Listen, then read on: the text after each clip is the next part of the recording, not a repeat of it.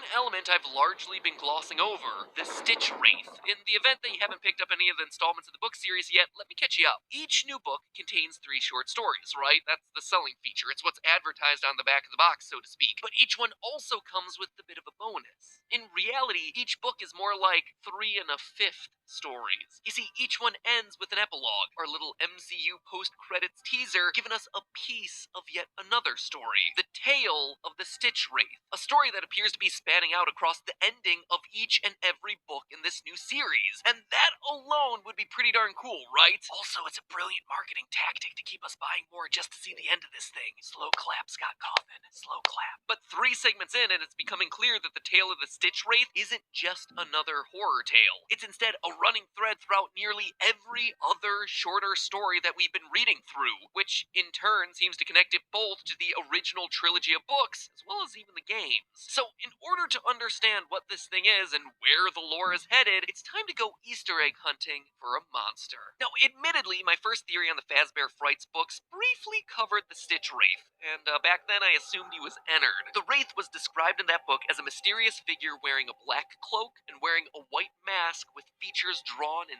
thick black marker. The description specifically calls out his 2 eyes, one of which appears to be blacked out, a big toothy grin with blood around the mouth, and a limping or shambling walk. White mask, blacked out eye.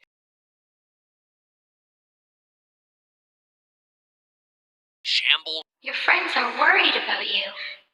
They're here with me. Please come out. Gregory, I may have lost my temper earlier, but it was just a glitch. It won't happen again.